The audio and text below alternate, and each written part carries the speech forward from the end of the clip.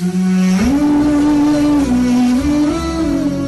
Subhanahu wa Ta'ala berfirman dalam Al-Quran, Surah Al-Mujadalah ayat 11. Allah akan meninggikan beberapa derajat orang-orang yang beriman dan berilmu pengetahuan, menemani waktu istirahat Anda agar lebih bermakna.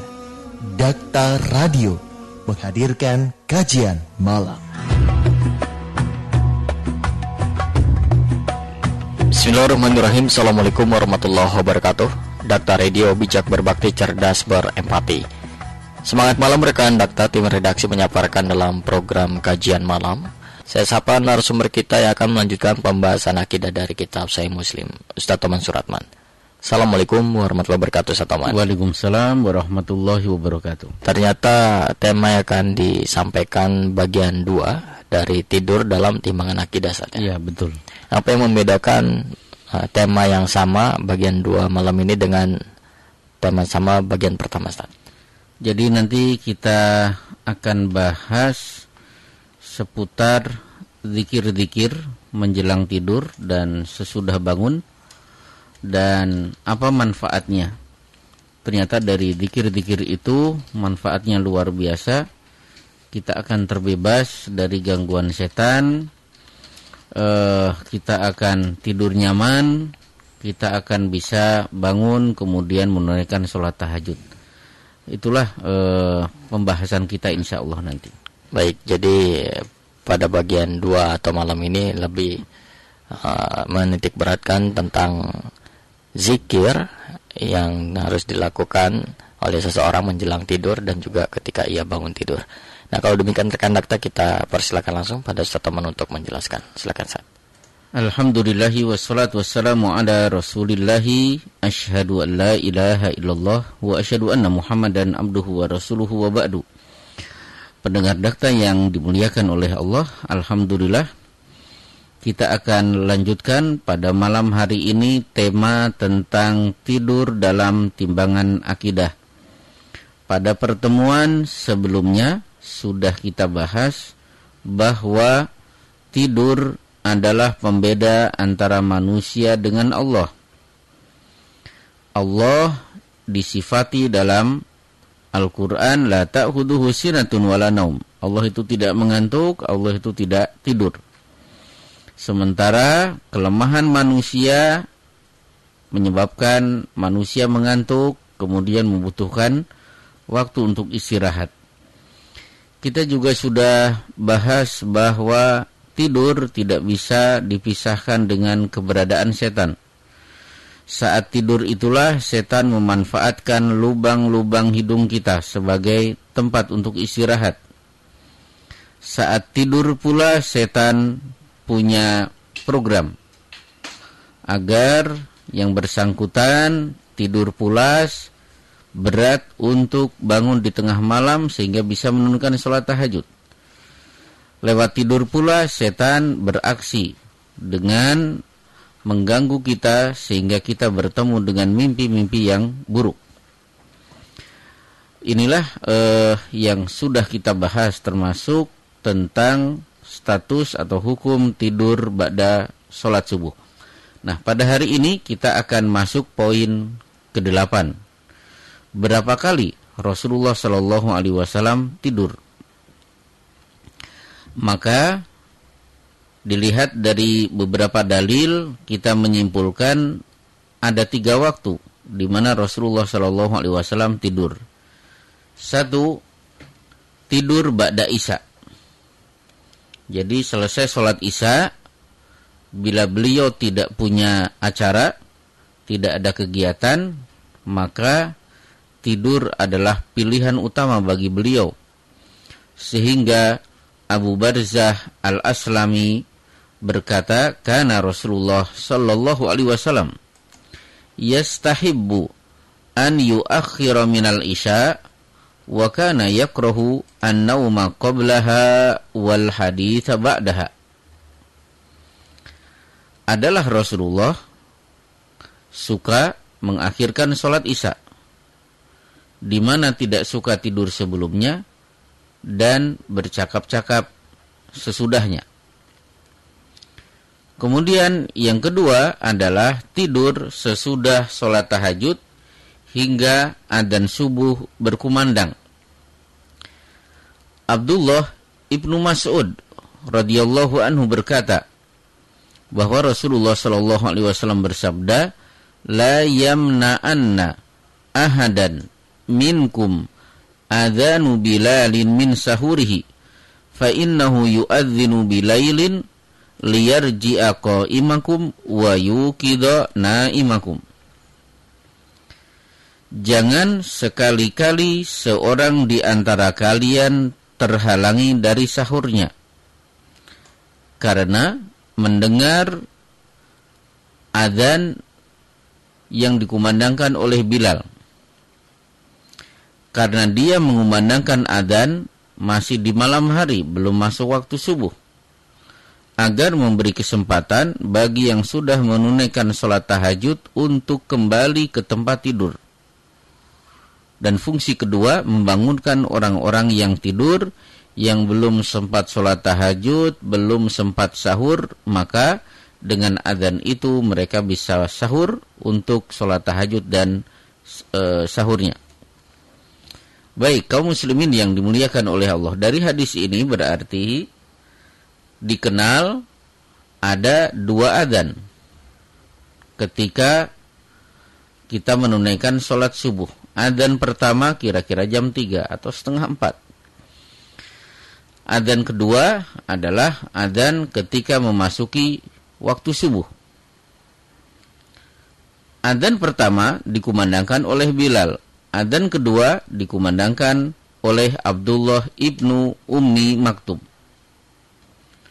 Nah, untuk adzan pertama, kata Rasulullah pada hadis ini, tidak boleh seorang muslim ketika adzan dikumandangkan oleh Bilal akhirnya memutuskan untuk tidak makan. Tetap makan, karena adzan Bilal bukan mengumumkan bahwa waktu subuh sudah masuk. Karena waktu subuh masih lama. Nah, di sini adzan pertama untuk apa? Liyarji'a qa'imakum. Imam An-Nawawi rahimahullahu ta'ala menafsirkan kalimat liyarji'a qa'imakum, maknanya adalah mengembalikan orang-orang yang tadinya sudah selesai dari sholat tahajud supaya bisa kembali ke tempat tidur agar tidur sejenak. Dengan demikian nanti dia bisa menunaikan sholat subuh dengan penuh semangat. Yang ketiga, qailulah, tidur siang. Inilah yang dianjurkan oleh Rasulullah SAW. Ada di hadis riwayat Imam At-Tabrani, qilu fa inna syaitana la yaqilu, biasakan tidur siang karena setan tidak biasa tidur siang. Atau riwayat Imam Ibnu Majah, ista'inu bitohamis sahar ala siyamin nahar wabil qailulati ala qiyamil lail. Bantulah saum di siang hari dengan makan sahur, dan bantulah sholat malam dengan membiasakan diri di waktu siang ada waktu untuk istirahat.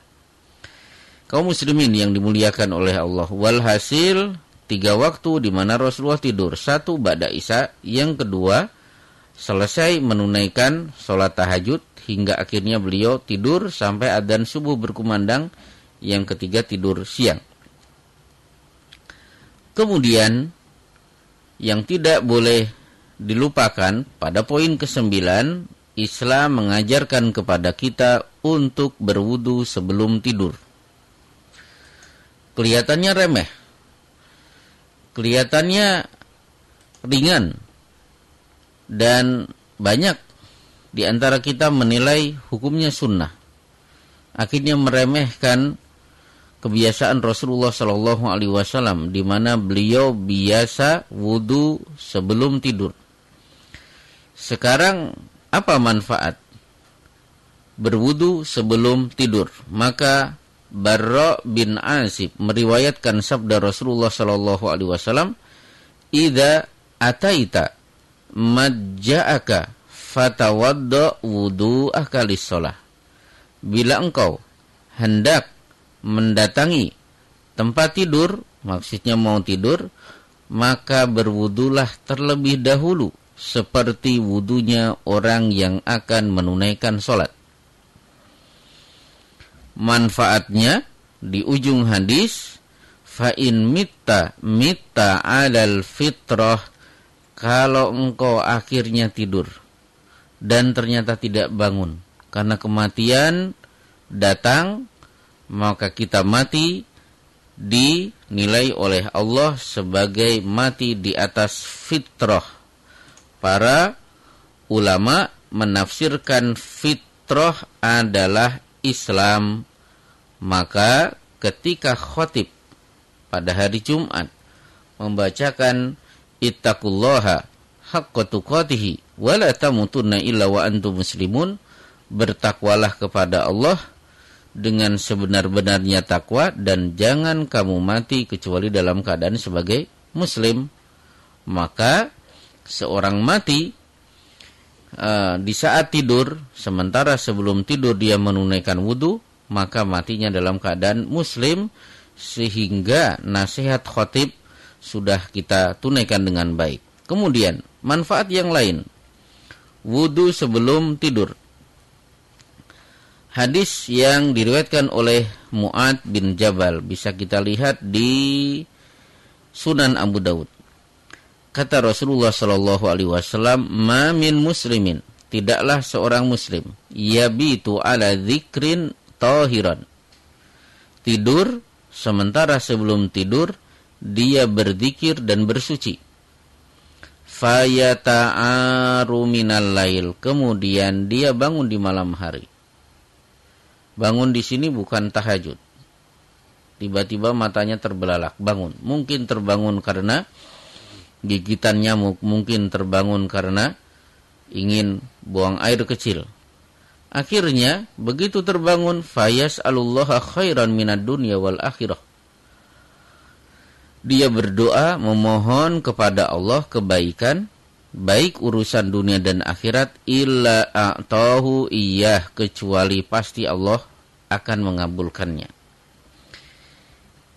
Dari sini berarti manfaat wudu sebelum tidur, satu, bila berdoa di saat bangun maka doanya akan dikabulkan. Yang kedua, bila dia mati dalam keadaan seperti ini berarti matinya di atas fitrah, mati sebagai seorang muslim.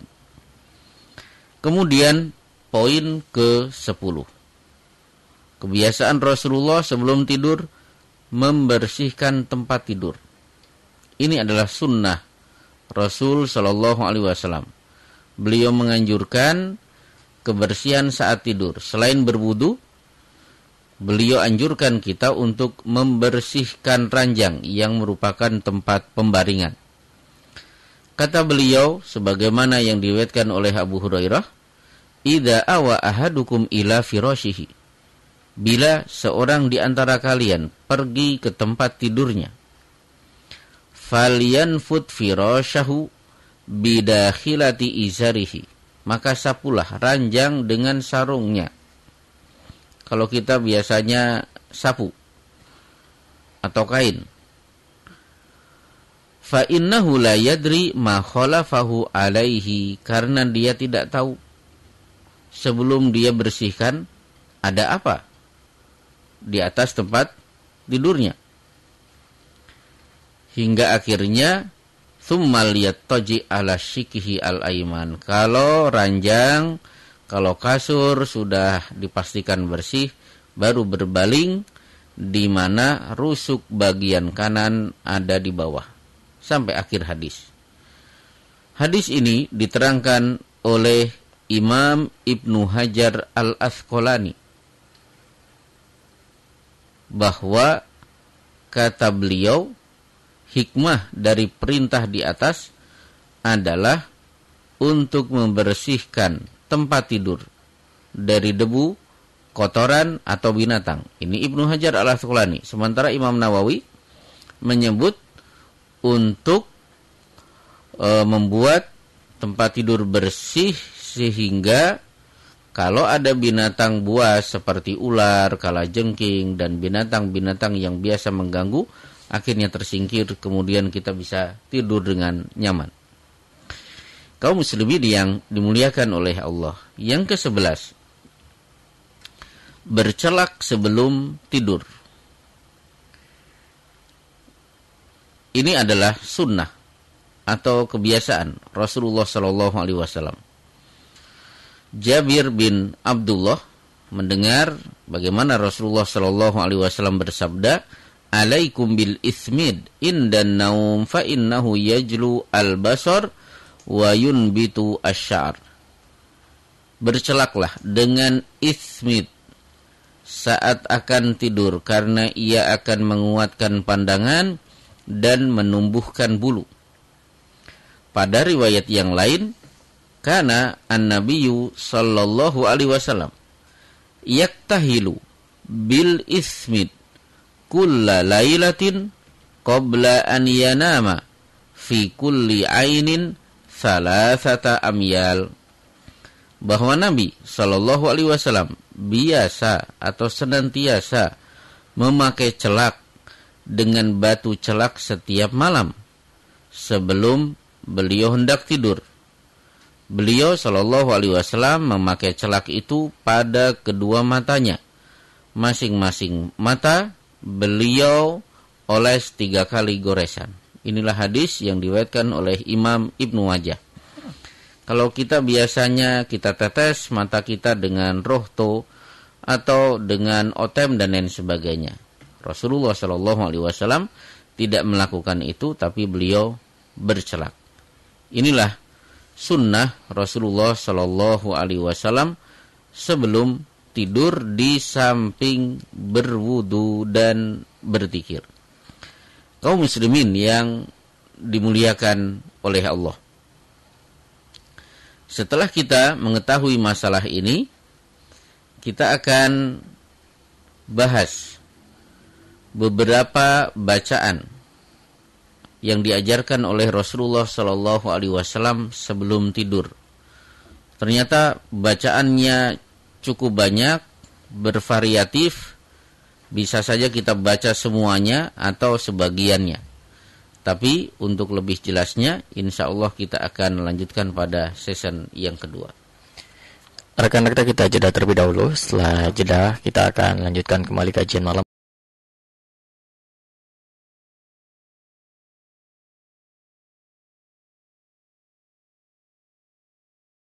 Sesi kedua kajian malam bersama Ustadz Oman. Silakan Ustaz. Alhamdulillahi wassalatu wassalamu ala rasulillahi wa ba'du. Pendengar dakta yang dimuliakan oleh Allah, kita lanjutkan.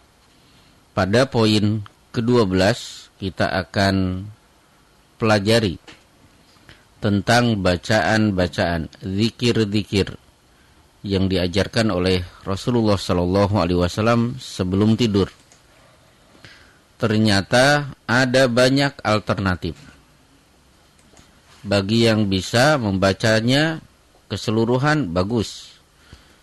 Tapi kalau bisa atau hanya mampu, sebagiannya silahkan. Yang jelas, jangan sampai kita tidur sementara tidak ada bacaan sebagai pengantar sebelum mata kita terpejam. Zikir apa yang diajarkan oleh Rasulullah SAW? Di antaranya yang pertama diriwayatkan oleh Hudzaifah radhiyallahu anhu. Bisa kita lihat di hadis riwayat At-Tirmidzi bahwa Rasulullah mengajarkan sebelum tidur, Allahumma qini adzabaka yauma tab'atsu ibadaka.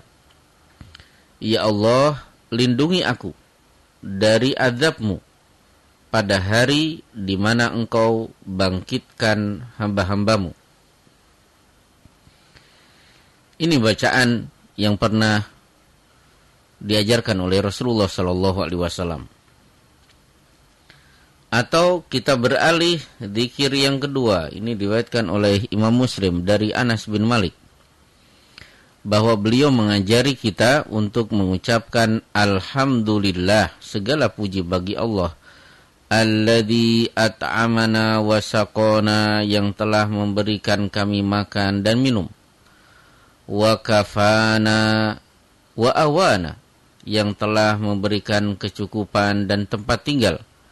Fakam mimman la kafiya lahu wa la mu'wiya, karena berapa banyak orang yang pada hari ini tidak diberi kecukupan dan tidak diberi tempat tinggal. Jadi zikir ini sebagai ungkapan syukur kita karena sepanjang hari sebelum tidur kita sudah dijamin oleh Allah tentang makan dan minum. Ada juga yang diriwayatkan oleh Ibnu Umar. Bisa kita lihat di Sunan Abu Daud. Rasulullah sallallahu alaihi wasallam mengajari kita, alhamdulillahilladzi kafani wa awani wa at'amani wa saqani. Segala puji bagi Allah yang telah memberikan kecukupan kepadaku, memberi tempat tinggal kepadaku, memberi makan dan minum kepadaku. Walladzi manna alayya fa afdal. Allah lah yang telah memberikan anugerah kepadaku dengan sebaik-baik penganugerahan. Walladzi a'tani fa ajzal. Allah lah yang telah memberiku dengan pemberian yang sangat banyak. Alhamdulillahi ala kulli halin, segala puji bagi Allah atas semua kondisiku pada hari ini. Allahumma rabba kulli syai' wa malikahu wa ilaha kulli syai' a'udzu bika minan nar. Ya Allah, pencipta segala sesuatu. Ya Allah, sebagai penguasa segala sesuatu. Ya Allah, Engkau satu-satunya ilah yang berhak diibadahi. Oleh karena itu, ya Allah, lindungilah aku dari siksa neraka. Jadi ini ungkapan syukur diakhiri dengan berdoa supaya Allah jauhkan kita dari siksa neraka. Ada juga bacaan sebelum tidur diajarkan oleh Rasulullah kepada Abu Bakar As-Siddiq, di mana Abu Bakar pernah datang menghadap Rasulullah, ya Rasulullah, murni bi kalimatin aku luhunna idza asbahtu wa idza amsaitu. Ya Rasulullah, ajarkan kepadaku bacaan. Yang bacaan itu akan aku amalkan di waktu pagi dan sore. Maka Rasulullah mengajari Abu Bakar, bacalah Allahumma fatiras samawati wal ard. Ya Allah, pencipta langit dan bumi, alimal ghaibi wasyahadah. Engkau yang mengetahui yang tersembunyi dan yang nampak. Rabba kulli syai' wa malikahu. Engkau yang menciptakan dan menguasai segala sesuatu. Asyhadu an la ilaha illa anta. Aku bersaksi tidak ada ilah yang berhak diibadahi kecuali Engkau. A'udzu bika min syarri nafsi. Aku berlindung kepada Allah, kepadamu ya Allah, dari keburukan yang ada pada diriku. Wa syarri syaitani wa syirkihi. Lindungi aku ya Allah dari kejahatan setan dan teman-temannya. Kata Rasulullah, bacalah ini di waktu pagi, di waktu sore, wa idza akhadta madja'aka, dan bacalah kembali ketika engkau mau tidur. Hadis riwayat Imam Abu Daud dan At-Tirmidzi. Ada juga riwayat Imam Abu Daud, inilah yang paling terkenal, bacaan Allahumma bismika ahya wa amut. Cukup pendek dan cukup dikenal oleh kita. Ada juga bacaan yang diajarkan Rasulullah kepada Abu Hurairah. Bismika Rabbi wada'tu jambi. Dengan menyebut namamu, wahai Rabbku, aku meletakkan lambungku. Wabika arfa'uhu. Karena engkaulah aku angkat lambungku ini. In amsakta nafsi farhamha. Wa in arsaltaha fahfadha bima tahfadu bihi ibadaka solihin. Ya Allah, kalau ternyata tidur ini mengantarkanku kepada kematian, maka rahmatilah aku. Ya Allah, bila engkau lepas, maksudnya nanti, akhirnya aku bisa bangun, maka jagalah aku ya Allah, sebagaimana engkau telah menjaga hamba-hambamu yang soleh. Berarti zikir ini, bacaan ini, bagian dari zikrul maut, sebelum tidur. Atau cukup panjang juga, diajarkan Rasulullah di hadapan Abu Hurairah. Ini ada di Sunan Abu Daud. Allahumma rabbas samawati wa rabbil ar wa rabba kulli syai' falikal habbi wan nama munazzilat taurah wal inzil wal qur'an a'udzu bika min syarri kulli dhi syarrin anta akhidun binasiyatihi antal awwalu falaysa qablaka syai'un wa antal akhiru falaysa ba'daka syai'un wa antal zahiru falaysa fawqaka syai'un wa antal batinu falaysa dunaka syai'un, sampai akhirnya ikdi annidaina wa agnini minal fakri. Atau bisa ditambah Allahumma inni a'udzubika biwajhikal karim wa kalimatika tamati min syarri ma anta akhidun binasiyatihi. Allahumma anta takshiful maghram wal ma'tham. Allahumma la yuhzamu junduk wa la yukhlafu wa'duk wa la yanfa'u dzal jaddi minkal jaddu subhanaka wa bihamdika. Ya Allah, pencipta bumi, pencipta segala sesuatu, Engkau yang telah menciptakan biji-bijian, Engkau yang telah menurunkan Taurat, Injil, dan Quran. Lindungilah aku, ya Allah, dari keburukan, dari kejahatan, makhluk yang punya kejahatan. Ya Allah, Engkaulah yang menarik ubun-ubun, berarti Engkaulah yang mencabut nyawa. Engkaulah zat yang pertama, tidak ada sebelummu sesuatu pun. Engkaulah yang terakhir, tidak ada sesudahmu sesuatu pun. Engkau yang zahir, tidak ada di atasmu sesuatu pun. Engkau adalah al-batin, tidak ada di bawahmu sesuatu pun. Ya Allah, selesaikan hutang-hutangku. Ya Allah, berikan kecukupan aku. Jauhkan aku dari kefakiran. Inilah doa sebelum tidur, diajarkan kepada Abu Hurairah. Rasulullah juga pernah mengajarkan kepada Abul Azhar Al-Anmari bacaan sebelum tidur. Bismillahi wada'tu jambi, ya Allah, dengan namamu aku meletakkan lambungku. Allahumma gfirli dhanbi, ya Allah, ampuni dosaku. Wa akhsi syaitani, ya Allah, hinakan setanku. Maksudnya setan sebagai korin. Wa fuqarihani, ya Allah, bebaskan hutang-hutangku. Berarti memohon kepada Allah agar hutang itu selesai, sangat bagus dibaca sebelum tidur. Wa fuqarihani waj'alni fin nadi al-a'la, ya Allah, jadikan aku sebagai manusia yang punya kesempatan berkumpul di tempat yang tertinggi nanti pada hari kiamat. Baik, kemudian Rasulullah juga mengajari bacaan tidur kepada Ali dan Fatimah. Ali dan Fatimah diajari oleh Rasulullah SAW bacaan sebelum tidur. Ada di Sunan Abu Daud. Fasabbiha thalathan wa thalathin. Wahai Ali dan Fatimah, anak dan menantuku, sebelum tidur ucapkan subhanallah 33 kali. Wahmada thalathan wa thalathin. Ucapkan alhamdulillah 33 kali. Wa kabbira arba'an wa thalathin. Bacalah Allahu Akbar 34 kali. Jadi saya ulangi, bacaan sebelum tidur diajarkan Rasulullah kepada anak dan menantunya Ali dan Fatimah. Subhanallah 33, alhamdulillah 33, Allahu Akbar 34. Sehingga seluruhnya berjumlah 100. Kemudian Rasulullah juga mengajari kepada kita beberapa surat yang perlu dibaca menjelang tidur. Kepada Naufal, ada seorang sahabat bernama Naufal. beliau menganjurkan Iqra qul ya ayyuhal kafirun tsumma nam.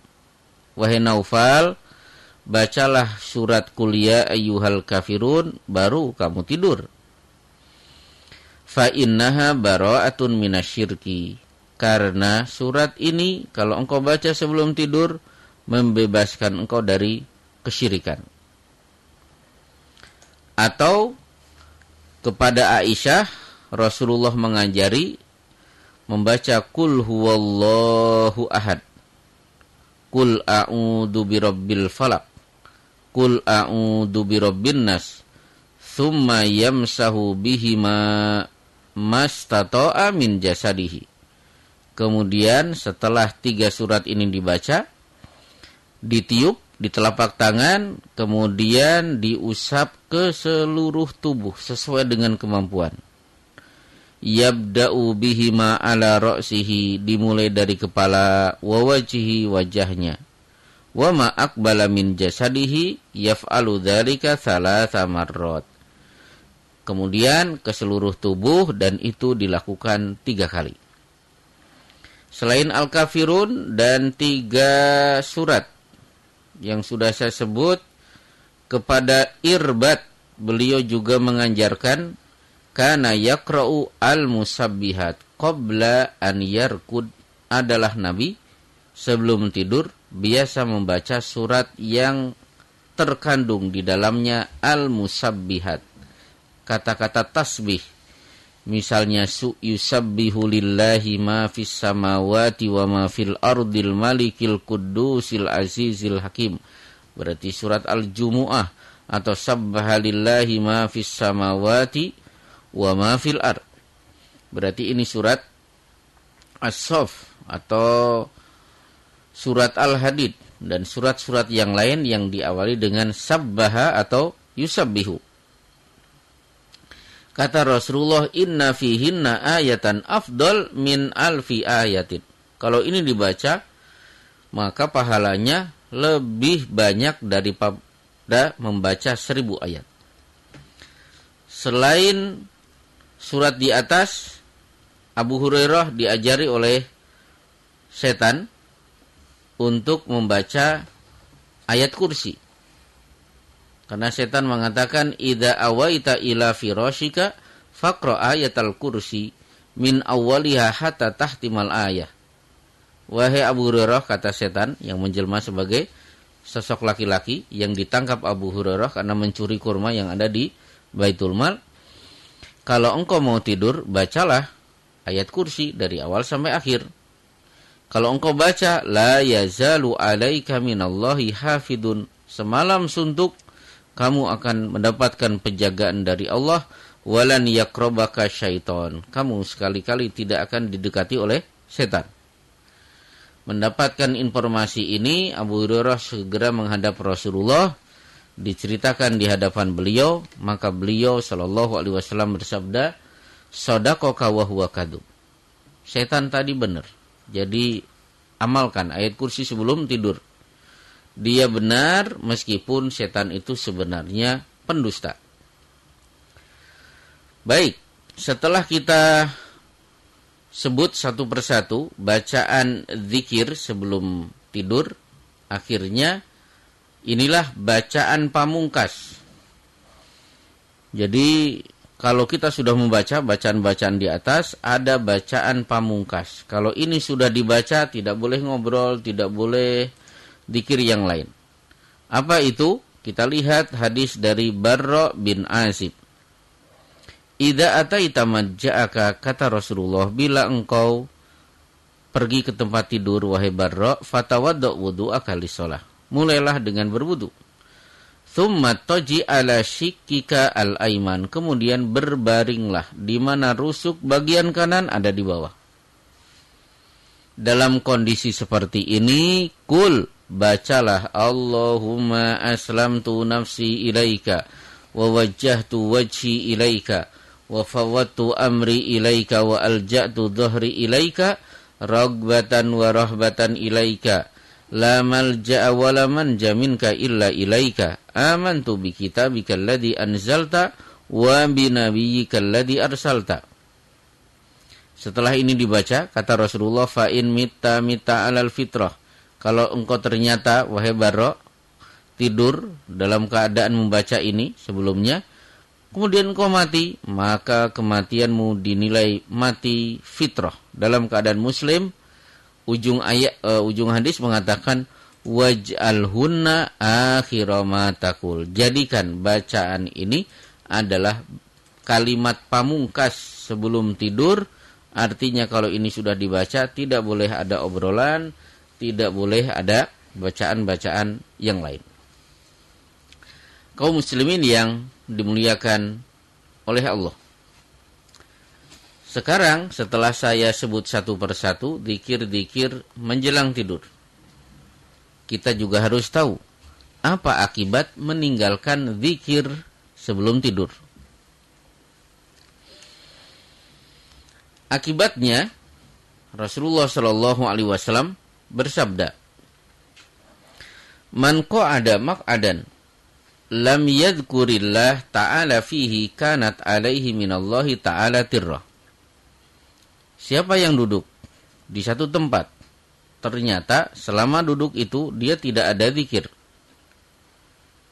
maka dia akan mendapatkan kerugian dari Allah. Wa man ittaja'a madja'an la yadhkurullaha ta'ala fihi kanat alaihi minallahi tirrah. Siapa yang tidur di mana dalam kondisi tidur sebelumnya dia tidak berzikir, maka dia akan mendapatkan kerugian dari Allah. Pertanyaannya, kenapa orang tidur tidak berzikir sebelumnya dianggap rugi? Karena jaminan dari Allah bahwa siapa saja yang berzikir akan diberi rasa tenang. Inilah yang dijamin oleh Allah, alladzina amanu wa tatma'innu qulubuhum bidzikrillahi ala bidzikrillahi tatma'innul qulub.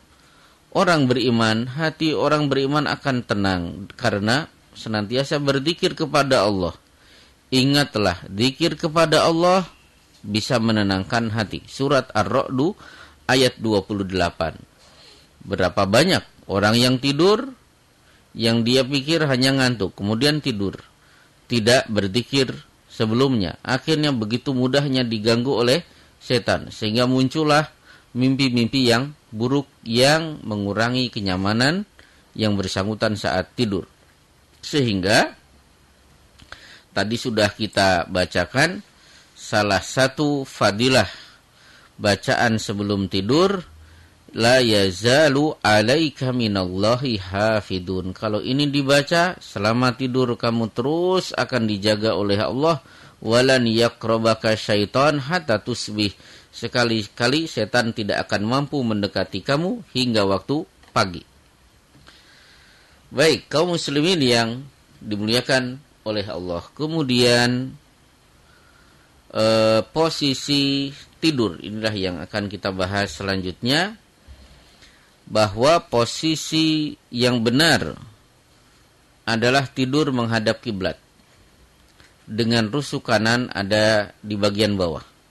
Kalau kita di Indonesia berarti kepala ada di utara, sementara kaki ada di selatan.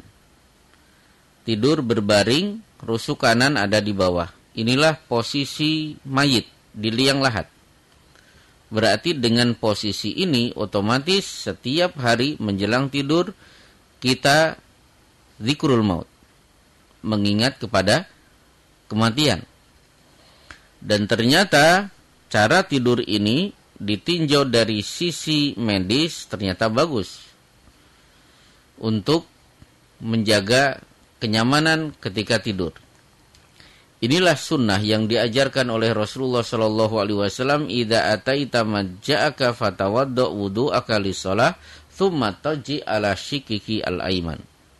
Siapa di antara kalian mau tidur, maka wudu, baru kemudian berbaring di mana rusuk bagian kanan ada di bawah.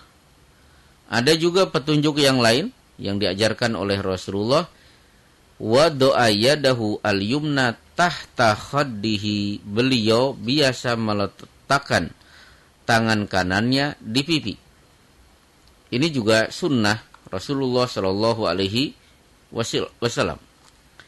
Nah, kemudian inilah posisi tidur yang ideal. Sementara ada posisi tidur yang boleh. Kalau tadi ideal, yang afdol, yang diperbolehkan adalah yang dituturkan oleh Abdullah bin Zaid bahwa Rasulullah biasa tidur mustalqiyan fil masjid wadi'an ihdari rijlaihi alal ukhra. Beliau tidur telentang. Ini boleh. Di mana salah satu kaki berada di atas kaki yang lain.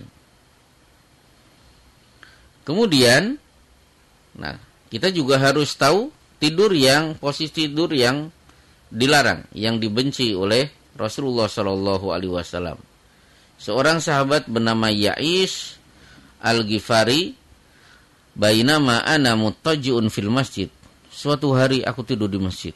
Ala batni, tidur dengan tengkurap. Idza rajulun yuharrikuni birijlihi, tiba-tiba ada laki-laki membangunkan aku dengan kakinya. Kakinya dia goyang-goyangkan pada tubuhku. Akhirnya aku terbangun. Laki-laki itu mengatakan, inna hadhihi dija'atun yubghiduhallah. Cara tidur seperti ini yaitu tengkurap, itu tidur yang dibenci oleh Allah. Fanandartu, aku lihat siapa laki-laki itu. Ternyata laki-laki itu adalah Rasulullah Shallallahu Alaihi Wasallam.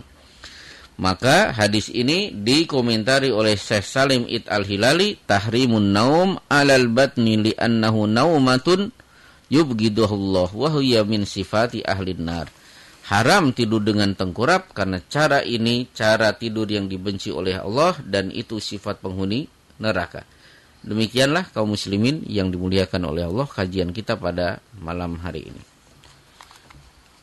Rekan-rekan, kita jeda kembali. Setelah jeda kita lanjutkan kajian malam. Dan untuk rekan yang ingin bertanya kepada Ustaz Toman, kami persilakan bergabung di layanan telepon 0218816363 atau SMS dan WhatsApp 0815111007.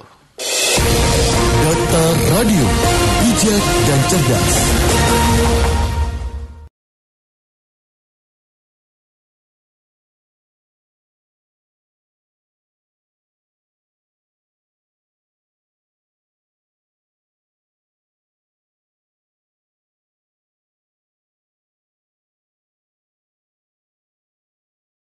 Rekan menyimak pembahasan bagian 2 tidur menurut timbangan akidah, terutama zikir jelang tidur ataupun bangun tidur. Silakan rekan bertanya di layanan telepon, SMS ataupun WhatsApp. Telepon pertama saya sapa. Assalamualaikum Dakta. Waalaikumsalam. Dengan siapa? Edi Jamari di Jatiluhur, Purwakarta. Pak Edi, Purwakarta. Silakan Pak Edi. Assalamualaikum Pak Ustaz. Waalaikumsalam warahmatullahi. Pak Ustaz. Iya, silakan Pak. Insya Allah tiap malam 3:30 udah bangun. Kemudian saya jalan kaki menuju musola. Nah, sepanjang jalan menuju musola itu saya baca Subhanallah walhamdulillah walillahu akbar sampai musola. Dan sampai musola saya membaca Al-Quran dikurang 15 menit. Terus sampai waktunya azan subuh saya mengumandangkan azan. Kemudian setelah azan saya sholat qobliyah subuh. Nah, waktu itu musola masih kosong, saya bersendiri. Nah, sambil menunggu jamaah datang, saya membaca nadom. Allahumma sholli ala Muhammad dan seterusnya. Kadang-kadang sampai 10 kali. Kadang-kadang ada yang datang jemaah, kalau sudah ada yang datang cukup saya berkomat kemudian sholat jemaah. Tapi kadang-kadang sampai 10 kali saya baca nadom, jemaah nggak ada yang datang. Jadi saya sampai ya sholat komat, sholat sendiri. Nah, pertanyaan saya membaca nadom itu boleh apa enggak Ustaz? Karena apa itu mengingatkan jamaah supaya cepat datang ke musola. Itu aja Baik Pak Edi. Iya. Ya, terima kasih. Assalamualaikum warahmatullahi wabarakatuh. Waalaikumsalam warahmatullahi wabarakatuh. Di belakang Pak Edi langsung saya sapa kembali. Assalamualaikum Dakta. Waalaikumsalam. Dengan siapa? Dari hamba Allah di Bandung Barat, Ustaz. Silakan. Hamba Allah. Ya mau tanya di luar tema. Iya, silakan. bolehkah mendapat naik haji dari hadiah dari bank? Kan begitu ya? Oh ya. Assalamualaikum. Waalaikumsalam warahmatullahi wabarakatuh. Baru 2 telepon. Telepon yang lainnya silakan. Saya sapa lagi. Assalamualaikum Dakta. Waalaikumsalam warahmatullahi wabarakatuh. Dengan siapa Pak? Dari Pak Anas. Silakan Pak Anas. Ya, Assalamualaikum warahmatullahi wabarakatuh Pak Ustaz. Waalaikumsalam warahmatullahi wabarakatuh. Ya, ini masalah tidur pada sholat subuh gitu ya Pak Ustaz. Iya. Tidur pada sholat subuh gitu ya Pak Ustaz. Iya. Nah, bagaimana statusnya kalau kayak saya Pak Ustaz? Pekerjaan malam gitu Pak Ustaz, jam malam gitu ya Pak Ustaz. Saya kan nutupnya jam 3 atau jam 2 gitu Pak Ustaz ya. Saya tidur habis sholat subuh gitu Pak Ustaz, tidur sekitar habis tidur pagi sekitar jam 5 atau setengah 6 gitu Pak Ustaz. Bangun jam 10 siang gitu. Sehari-harinya kayak gitu Pak Ustaz. Itu bagaimana sih Pak Ustaz? Iya. Penjelasannya Pak Ustaz, ini kan penyelidiki sudah gitu ya Pak Ustaz. Iya. Bagaimana statusnya Pak Ustaz? Assalamualaikum Waalaikumsalam warahmatullahi wabarakatuh. Baik, kita beralih ke SMS karena sudah ada rekan juga yang bergabung. Ibu Titi, apakah seorang istri akan berdosa jika meminta tolong suaminya untuk mengerjakan pekerjaan rumah, Ustaz? Masih dari Bu Titi, seorang wanita yang bersuami jika pergi tanpa suami, tapi si suami sudah memberi izin, boleh apa tidak?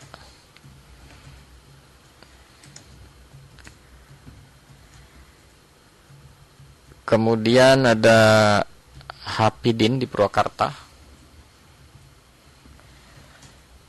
Bagaimana hukum muslim yang karena keharusan tugas seperti jadi aparat keamanan ataupun densus akhirnya memusuhi sesama muslim, Ustaz?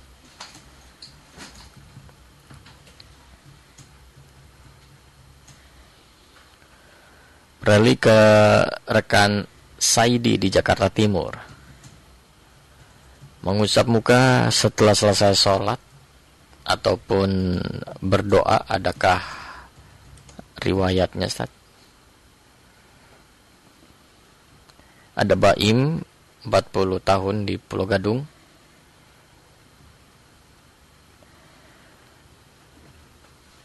Ingin menikah dengan anak saudara dari ibu, boleh apa tidak? Menikah dengan anak saudara dari ibu. Anak bibi kali ya, maksudnya. Saudara sepupu kelihatannya. Ya. Dan terakhir ada rekan Jatmika di Jatiasi. Bagaimana hukum MLM atau franchise?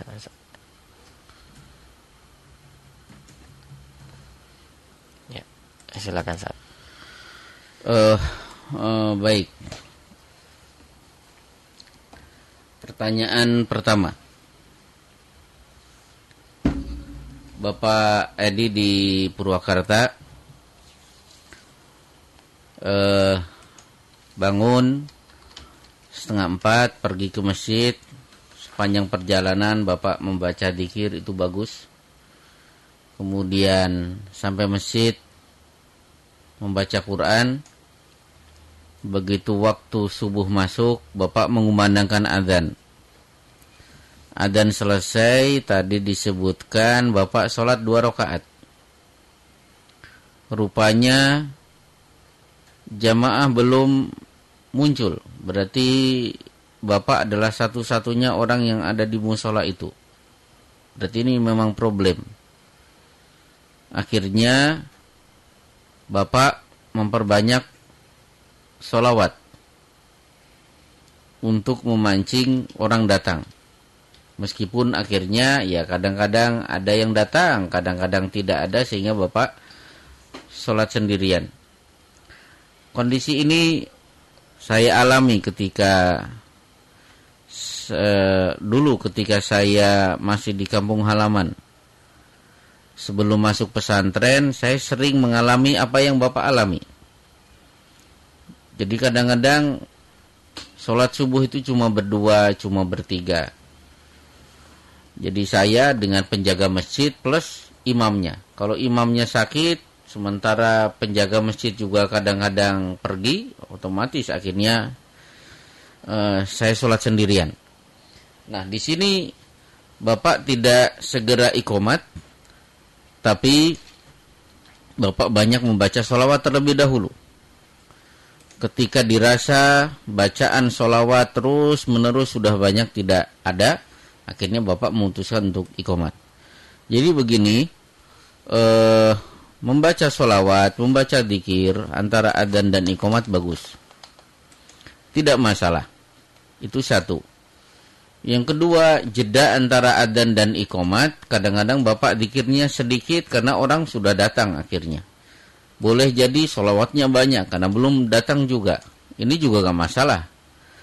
Karena hadis mengatakan, karena Rasulullah sallallahu alaihi wasallam idza ra'ahum ijtama'u ajjalu. Rasulullah kalau melihat masjid ternyata cepat penuhnya, maka beliau mempercepat iqomat.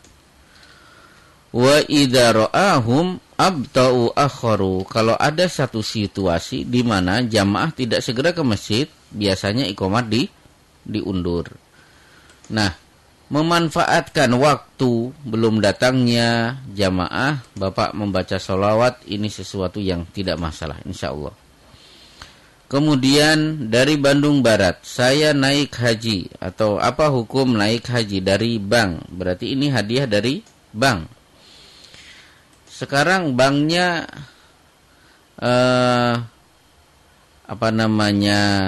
banknya konvensional atau banknya syariah? Kalau konvensional berarti bermasalah. Dan perlu diketahui bahwa haji itu balasannya adalah al-jannah. Dengan syarat apa? Mabrur. Apa arti mabrur? Bersih dari semua pelanggaran. Nah, kalau saya haji dari hadiah bank, sementara bank menerapkan riba, berarti saya pergi haji dengan biaya riba. Ini berarti bermasalah. Sementara Rasulullah sallallahu alaihi wasallam bersabda, "Innallaha thayyibun la yaqbalu illa thayyiban." Allah itu thayyib dan tidak menerima amal kecuali dari yang thayyib.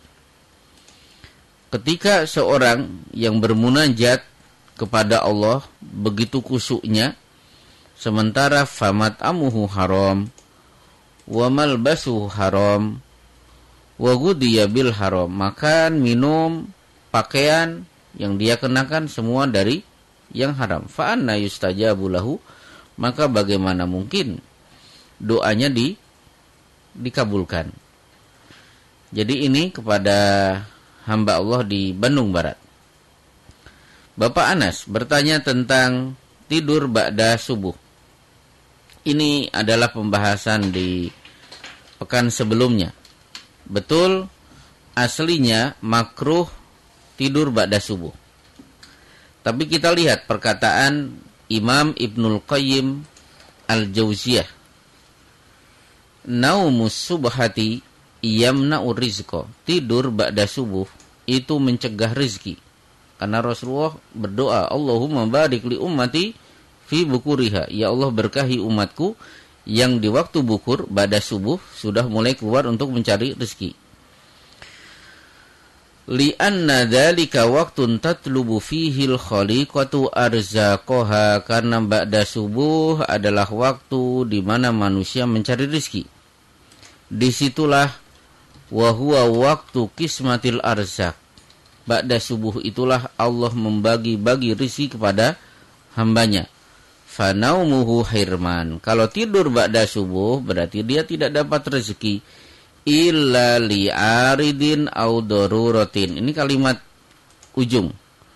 Kecuali kalau ada sebab atau ada keperluan. Seperti saya diwajibkan berjaga semalam suntuk. Selesai kapan? Adzan subuh. Otomatis ba'da subuh saya akan mengalami rasa kantuk yang luar biasa. Berarti tidur ba'da subuh dalam kondisi ini bagian dari li'aridin al-daruratin, karena ada sebab atau keperluan. Termasuk karyawan-karyawan yang shift 3, termasuk orang-orang yang mengadakan perjalanan malam, menyetir mobil semalam suntuk, waktu subuh tiba kemudian belok ke rest area setelah sholat subuh, sebelum melanjutkan perjalanan dia sejenak untuk tidur, untuk mengembalikan kondisi fisik. Ini tidak masalah. Kemudian ada pertanyaan di bawahnya. Suami mengerjakan pekerjaan rumah, dosa tidak istri? Insya Allah tidak dosa. Kenapa? Karena Rasulullah Shallallahu Alaihi Wasallam, kata Aisyah radhiyallahu anha, kana Rasulullah Shallallahu Alaihi Wasallam fi mihnati ahlihi, adalah Rasulullah tiap hari beliau mengerjakan pekerjaan rumah, membantu istrinya. Inilah kebiasaan Rasulullah Shallallahu Alaihi Wasallam. Artinya mengerjakan pekerjaan rumah itu memang lazim dilakukan oleh suami. Artinya ini bukan hanya tugas istri semata, tapi juga tugas suami. Inilah yang diajarkan oleh Rasulullah Shallallahu Alaihi Wasallam. Kemudian ada juga diriwayatkan pada hadis yang lain, karena Rasulullah basyaron minal basyar. Kata Aisyah, Rasulullah itu manusia, sama dengan manusia biasa. Yufli thawbahu, beliau biasa mencuci bajunya. Wa yahlubu syatahu, beliau biasa memerah susu, baru kemudian beliau minum. Berarti beliau kalau sekarang biasa bikin kopi sendiri. Wa yahdumu nafsahu, beliau biasa melayani kebutuhan dirinya sendiri tanpa harus berteriak minta bantuan kepada istrinya. Baik, kemudian istri pergi tanpa izin suami, tapi suami sudah tahu, boleh tidak? Tidak masalah, ini bagian dari uruf. Jadi suami sudah tahu kegiatan-kegiatan istri, artinya istri ketika melakukan kegiatan itu tanpa harus izin lagi kepada suami. Contoh, suami tahu hari ini jadwal istri saya pergi ke Radio Dakta untuk mengikuti kajian khusus kaum ibu misalnya. Ini kegiatan yang sudah lazim diketahui oleh suami, maka setiap berangkat tidak ada kewajiban bagi istri untuk menelpon kepada suami terlebih dahulu. Karena ini bagian dari uruf, kebiasaan. Baik, kemudian ada seorang muslim, karena profesi akhirnya, atau kita angkat dulu, kita Terima di ujung telepon. Assalamualaikum Dakta. Waalaikumsalam. Dengan siapa? Ibu Yuli. Iya, silakan Bu. Assalamualaikum. Iya, waalaikumsalam. Salam. Salah itu apa itu? Apa Bu? Coba radionya dipelankan. Itu yang laki. Halo? Oh iya. Salah itu apa itu? Oh gitu ya. Baik Ibu. Terus Cukup. Satu lagi. Itu kalau sholat masjid saban itu yang di mau puasa tuh ada masjid banyak Pak Ustaz. Itu ukurannya ada nggak Pak? Kenapa Bu pertanyaannya? Jangan cepat-cepat. Sholat nisfu Sa'ban saat. Ini sholat masjid saban. Oh iya iya. Cukup ya Bu ya? Oh iya deh, makasih. Iya. Baik Ibu. Silakan saat. Baik, kita lanjutkan. Seorang muslim karena profesi, akhirnya profesi ini menyebabkan dia memusuhi saudara sesama muslim. Tentu ini problem besar. saya akan bacakan surat An-Nisa misalnya. Alladzina amanu yuqatiluna fi sabilillah. Orang beriman itu kalau berperang fi sabilillah. Walladzina kafaru yuqatiluna fi sabilit taghut. Orang kafir itu pasti berperang di frontnya taghut, di frontnya setan, di frontnya orang kafir juga. Faqatilu awliya asyaiton. Wahai orang-orang beriman, perangi itu teman-teman setan. Berarti ayat ini menerangkan bahwa di dunia ini hanya ada dua front, muslim dan kafir. Nah sekarang, apa hukum seorang muslim terpaksa masuk front kafir? Apa hukumnya? Kita lihat kasus yang ada pada kaum muslimin ketika Rasulullah memberi instruksi untuk berhijrah dari Mekah ke Madinah. Beberapa sahabat karena kecintaan kepada kota Mekah, mereka tidak mau berhijrah ke Madinah. Pada perang Badar, mereka dipaksa oleh Abu Jahal dan teman-temannya harus masuk ke front kafir. Di bawah ancaman, kalau tidak mau masuk ke front kafir, mereka akan dibunuh. Akhirnya kaum muslimin ini terpaksa masuk frontnya kafir. Terjadilah perang Badar. Kaum muslimin dari Madinah tidak tahu bahwa di front kafir banyak saudara-saudara muslim yang dipaksa masuk front kafir. Sementara orang-orang Islam yang terpaksa masuk front kafir, mereka pasif. Hati mereka berkecamuk. Di hadapan saya saudara-saudara muslim dari Madinah. Terjadilah perang. Akhirnya begitu perang selesai, para sahabat kaum muslimin yang datang dari kota Madinah bersedih hati karena mereka mendapati saudara-saudara mereka mati justru di tangan kaum muslimin sendiri. Akhirnya turunlah surat An-Nisa.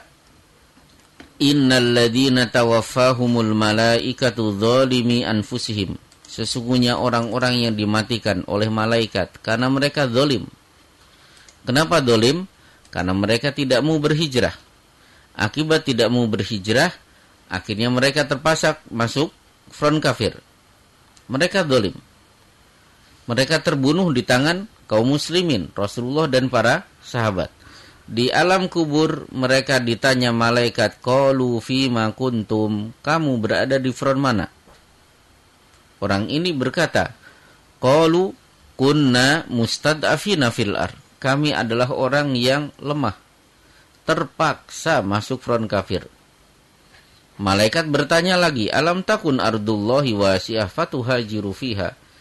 Bukankah bumi Allah itu luas, rezeki tidak hanya di Mekah? Kenapa kamu tidak berhijrah ke Madinah? Padahal di Madinah juga ada penghidupan.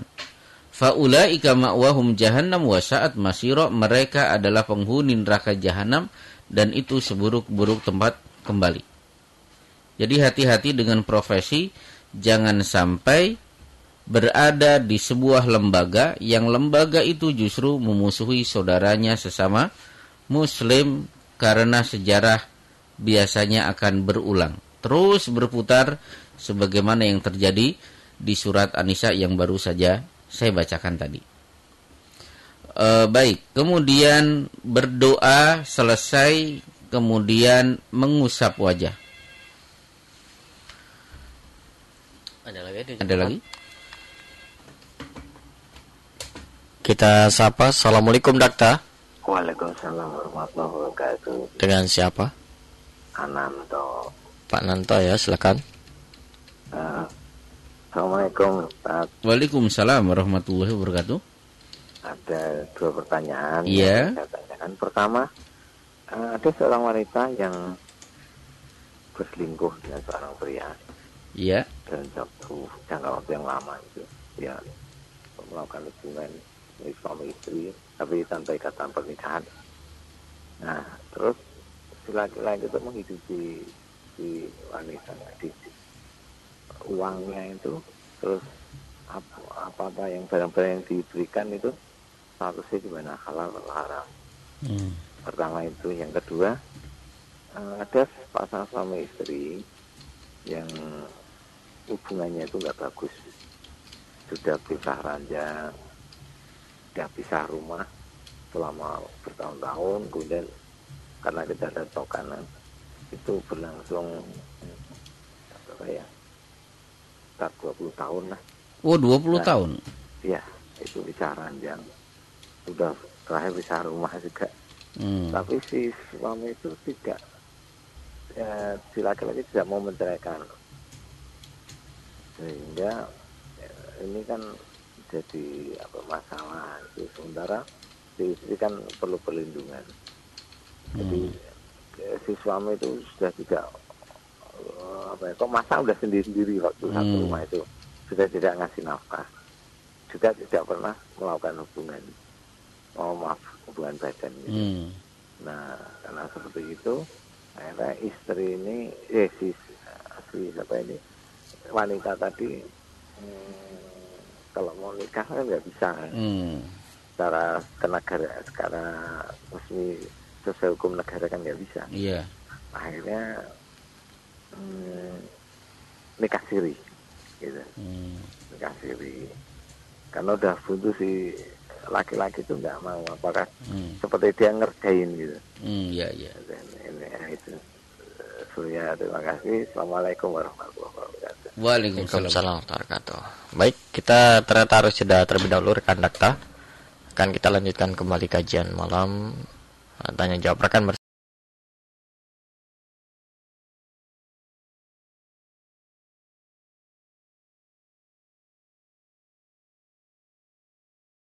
Terima kasih rekan Dakta, Anda masih mengikuti kajian malam dan kita lanjutkan kembali interaksi rekan dengan Ustaz Toman di layanan telepon 0218816363, atau SMS dan WhatsApp 081511107107. Saya sapa kali ini rekan yang bergabung melalui WhatsApp. Yang pertama ada rekan Indira. Indira menanyakan, bagaimana jika ada pemimpin wilayah ataupun negeri yang ternyata memelihara atau justru lebih mensiarkan kebudayaan lokalnya dibandingkan kebudayaan Islam ataupun hal Islami, Ustaz. Dibolehkan atau tidak, dan sebagai rakyat jika diwajibkan untuk mengikuti, dosa juga apa tidak? Beralih ke WhatsApp yang kedua, ada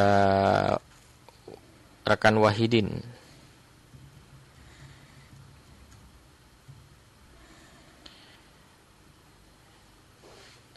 Jika masuk ke perusahaan tapi dengan cara yang tidak benar, alias menyogok, ada ulama kondang yang menyatakan boleh, Ustaz, karena secara administrasi atau syaratnya mumpuni, hanya untuk mempercepat saja. Benar apa tidak, atau dibolehkan apa tidak? Beralih ke WhatsApp dari rekan Tony.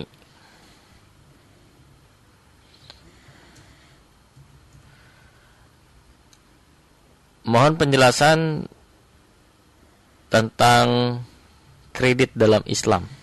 Boleh apa tidak? Sekaligus juga batasan untuk ambil keuntungannya bagaimana?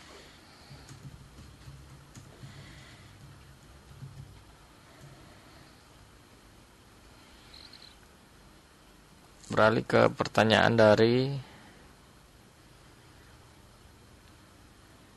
Yudi. Jika sudah membaca doa sebelum tidur, tapi ternyata tidak bisa tidur, hingga akhirnya tidur sudah jauh waktunya dari doa awal start. Bagaimana statusnya? Dan bolehkah berzikir di dalam hati sampai ketiduran? Jadi 2 pertanyaannya.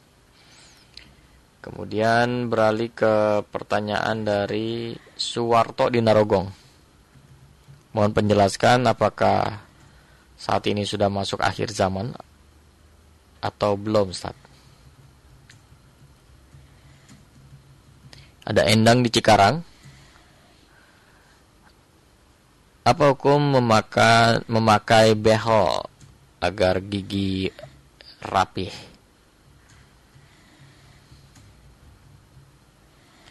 Pak Slamet di Cikarang. Doa sebelum tidur ada beberapa macam. Ada yang bismika Allahumma ahya wa amut dan sejenisnya. Yang benar yang mana?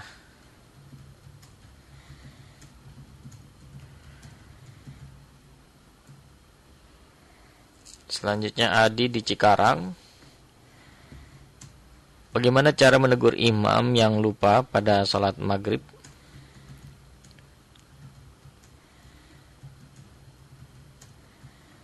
Dan sebagai makmum apakah harus diulang lagi start sholatnya? Karena imamnya ada yang salah ataupun lupa tadi. Abdullah di Bekasi. Jika mimpi berhubungan suami istri dengan bukan istri sendiri,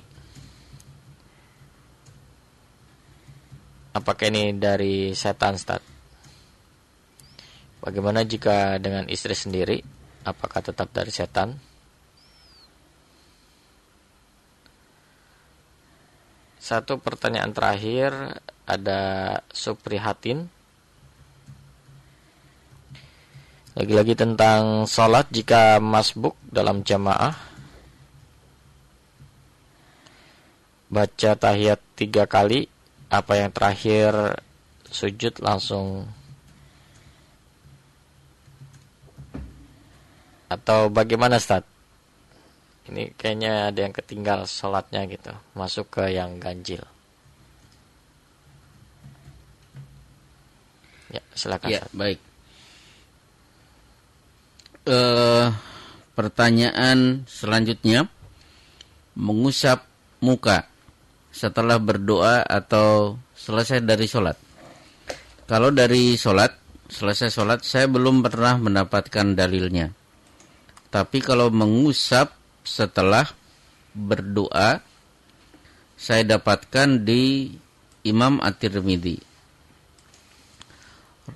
Kata Umar bin Khattab, kana Rasulullah sallallahu alaihi wasallam idza madda yadaihi fid du'a, adalah Rasulullah kalau mengangkat kedua tangannya di saat berdoa, lam yaruddahuma, tidak akan diturunkan kedua telapak tangannya setelah berdoa, hatta yamsaha bihima wajahu, hingga beliau usap terlebih dahulu telapak tangan itu ke wajahnya.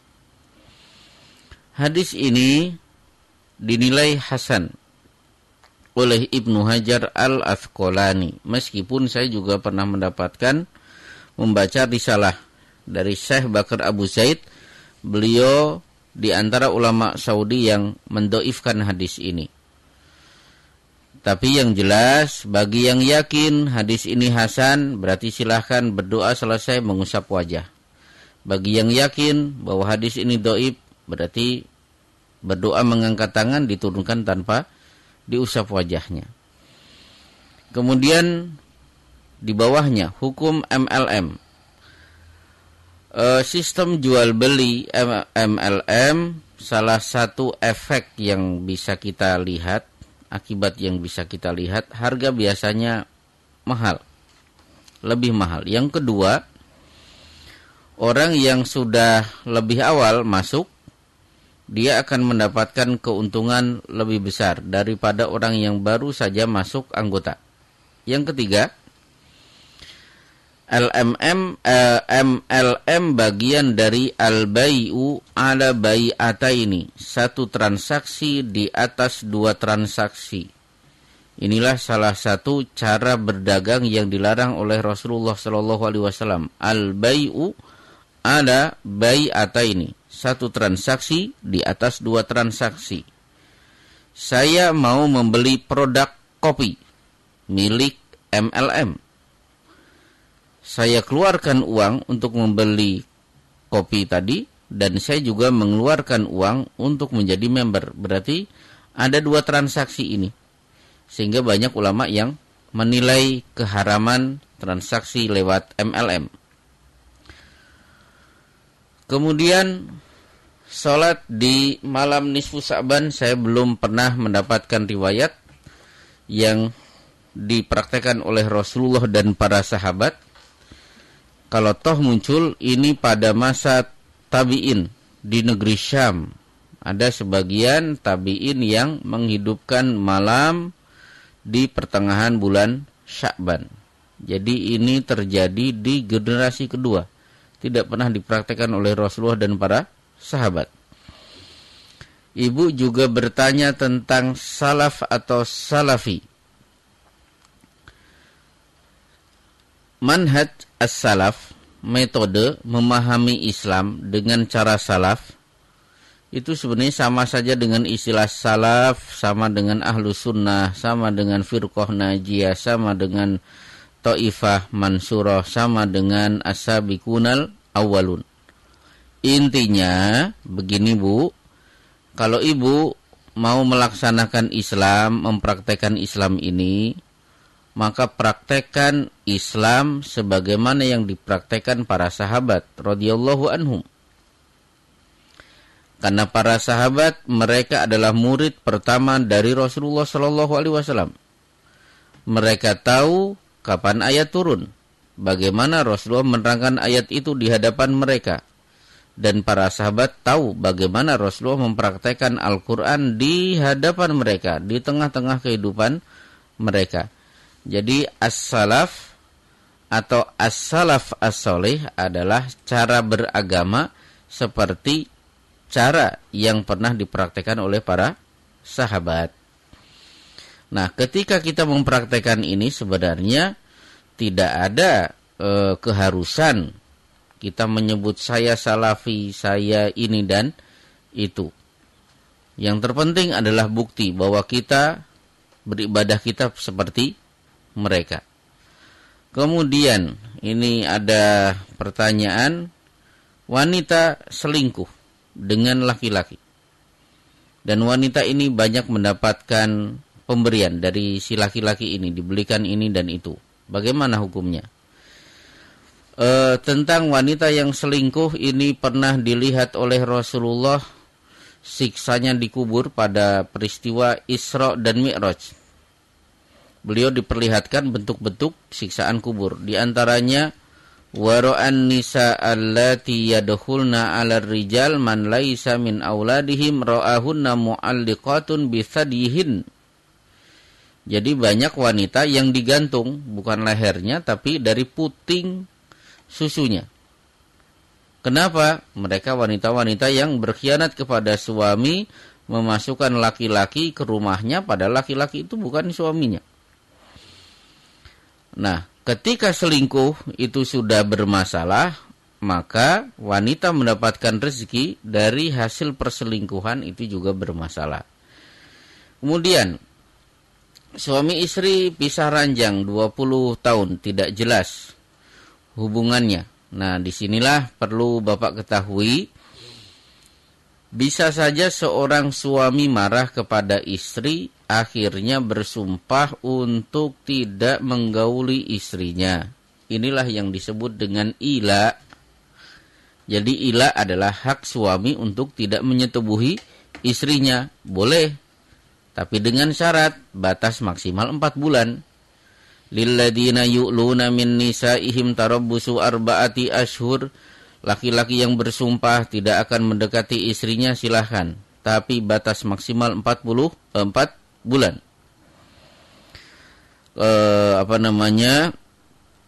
Kalau sudah lewat 4 bulan, kalau sudah masuk 4 bulan, maka si laki-laki wajib mengambil satu di antara dua opsi. Menceraikan istrinya atau mencabut sumpahnya, kembali dia memberikan nafkah batin kepada istrinya.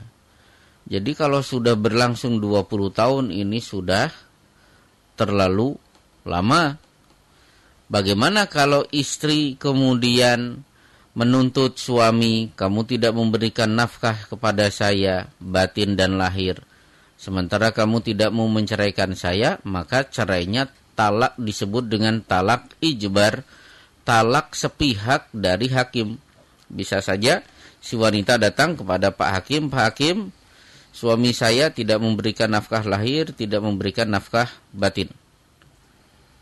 Akhirnya hakim akan memanggil suami. Meskipun suami ngotot, sampai mati aku tidak akan menceraikan istriku, kalau kenyataannya nafkah itu tidak diberikan, maka taqulul mar'atu at'imni aw talikni, wanita punya hak berkata kepada suaminya yang tidak mau memberikan nafkah, berikan makan kepada aku atau ceraikan aku. Akhirnya hakim akan memutuskan sepihak bahwa tuntutan cerai akan dikabulkan. Jadi begitu Pak. Jadi itu disebut dengan talak ijbar, talak paksaan, talak sepihak dari pihak kehakiman. Nah di sini wanita kalau mau menikah kembali dengan laki-laki yang lain harus ada kepastian tadi. Wallahu a'lam bishawab. Ada pemimpin yang lebih memelihara budaya yang sering disebut dengan kearifan lokal, menyingkirkan syariat Islam. Kan sering ada di antara pemimpin yang lebih menyukai budaya-budaya lokal daripada syariat Islam.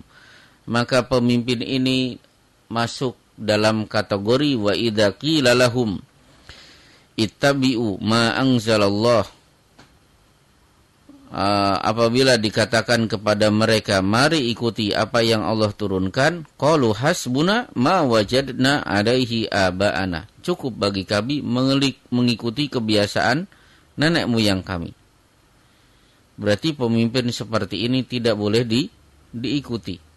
Karena hidup kita berada di bumi Allah. Bumi yang menciptakan Allah, otomatis wajib bagi kita untuk mentaati keinginan Allah Subhanahu wa taala. Kemudian di bawahnya nyogok, hukum asli nyogok atau riswah tidak boleh. La'anallahu ar-rashi wal murtasi. Allah melaknat yang nyogok dan yang disogok. Tapi Imam Syafi'i membolehkan sogok menyogok kalau satu, kita harus mendapatkan hak itu dan tidak ada cara selain kita nyogok. Jadi dalam satu kesempatan hak itu harus saya ambil, tapi tidak bisa saya ambil kecuali karena ada sistem menyebabkan terpaksa kita nyogok. Maka sogokan ini diperbolehkan. Nah, berkenaan dengan tes kepegawaian, ternyata sogok menyogok sudah menjadi sebuah sistem. Boleh tidak? Diperbolehkan dengan syarat memang kita punya kapasitas untuk masuk diterima sebagai pegawai di sebuah instansi. Nilai kita memenuhi syarat. Keterampilan kita memang sangat dibutuhkan. Tapi kalau kita tidak nyogok, kita tidak mungkin akan mendapatkan hak itu. Maka kalau Bapak mengatakan ada ustadz terkenal yang membolehkan itu, saya juga termasuk yang sependapat. Wallahu a'lam bishawab. Kemudian kredit hukumnya boleh, yang tidak boleh adalah penalti, hukuman bagi keterlambatan penyetoran, pelunasan. Jadi tas ini harga cash 100.000, kredit 150.000, dicicil setiap tanggal 1 di awal bulan. Kalau terlambat sehari berarti kena penalti. Nah, kena penalti ini yang disebut dengan riba. Dalam kredit menurut syariat Islam, pembayaran tepat waktu atau terlambat tidak boleh mendapatkan hukuman. Kemudian berapa jumlah keuntungan dalam transaksi jual beli, Islam tidak mengatur. Urwah Al-Bariki pernah mengambil keuntungan 100%. Ternyata Rasulullah bersabda, barakallahu fi safqatika law ba'a turaban la rabiha. Semoga Allah memberkahi keterampilanmu dalam transaksi jual beli. Kamu memang orang yang pandai dalam bertransaksi jual beli, sampai-sampai kalau kamu jualan tanah pasti kamu juga akan dapat untung. Mengambil 100%, hukumnya boleh. Tapi Islam juga mengajarkan rahimallahu samhan idza ba'a wa idza ishtara wa idza iqtada. Allah merahmati orang yang kasih sayang ketika sedang membeli, ketika sedang menjual, dan ketika sedang menagih.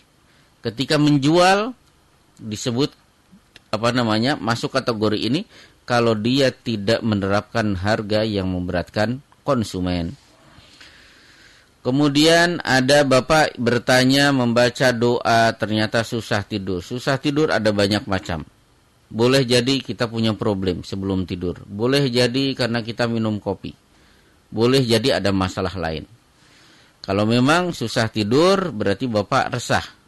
Dalam kondisi resah, ala bidzikrillahi tatma'innul qulub, berzikir kepada Allah terus menerus insyaallah akan menenangkan hati. Bapak Suwarto di bawahnya, apakah kita berada di akhir zaman? Yang jelas kepada Bapak Suwarto, silahkan Bapak beli ke toko buku judul buku yang ditulis oleh Syekh Yusuf Al-Wabil tentang ciri-ciri datangnya hari kiamat. Saya tidak mengatakan kita berada di akhir zaman, tapi kita berada di satu zaman di mana ciri-ciri hari kiamat satu persatu sudah mulai muncul. Itu kemudian boleh tidak pakai bekel. Kalau pakai bekel dengan tujuan untuk merapihkan gigi, itu hukumnya boleh. Tapi kalau lil husni, supaya gigi lebih cantik, lebih bagus, lebih menarik, ini yang tidak boleh. Tapi kalau bapak punya gigi bermasalah, dengan bekel itu akhirnya gigi kemudian rapi dan tidak menimbulkan masalah, maka diperbolehkan. Kemudian bapak selamat. Doa sebelum tidur tadi banyak sekali. Mana yang benar silahkan, semuanya benar. Bapak baca seluruhnya silahkan. Bapak baca satu saja, enggak masalah. Yang penting sebelum tidur pastikan lisan kita sudah mengeluarkan kalimat-kalimat yang menunjukkan bahwa kita minta perlindungan kepada Allah Subhanahu wa taala. Kemudian, hubungan suami istri. Ternyata dalam tidur saya mimpi berhubungan dengan istri sendiri. Saya juga tidur berhubungan, dalam mimpi itu berhubungan dengan istri yang lain. Mana yang benar? Dua-duanya tidak benar. Maksudnya begini, mimpi basah min tala'u bisyaiton. Kata Imam Son'ani, mimpi basah itu adalah main-mainnya setan. Karena ini mainan setan, maka para nabi dan istri nabi tidak ada yang mengalami mimpi basah. Allah jaga. Jadi kemuliaan para nabi dan istri-istrinya menyebabkan mereka tidak mimpi basah. Jadi mimpi basah baik dengan istrinya sendiri atau dengan watina yang lain itu tidak bagus. Kemudian di bawahnya negur imam yang lupa saat sholat maghrib. Diulangi atau tidak? Kalau ternyata saya tegur si imam baru 2 rakaat sudah salam, tinggal ditegur. Kalau imam menyadari berarti tambah 1 rakaat lagi. Sebagaimana yang pernah terjadi pada diri Rasulullah, beliau sholat asar 2 rakaat. Beliau ditegur oleh seorang laki-laki yang disebut Dzul Yadaini. Ya Rasulullah, ana sita am qasorta. Engkau tadi lupa atau sholatnya dikosor? Rasulullah kaget. Mana situ wa ma qasortu? Saya tidak lupa dan tidak kosor. Ya Rasulullah, tapi tadi baru 2 rakaat. Ternyata Beliau baru sadar, akhirnya berdiri dan mengajak kembali sahabat-sahabat yang lain untuk berdiri menunaikan 2 rakaat sholat asar yang kurang, belum sempurna. Inilah yang bisa saya sampaikan, jawaban-jawaban dari pertanyaan yang sudah masuk. Semoga bermanfaat. Wassallallahu ala Muhammad wa ala alihi wasahbihi wasallim. Sampai di sini rekan Dakta, kajian malam bersama Ustaz Oman, mudah-mudahan bermanfaat bagi kita. Dan kita akhiri dengan doa kafaratul majlis. Subhanakallahumma wa bihamdika asyhadu an la ilaha illa anta astaghfiruka wa atubu ilaik. Dakta Radio, bijak berbakti, cerdas berempati. Wassalamualaikum warahmatullahi wabarakatuh.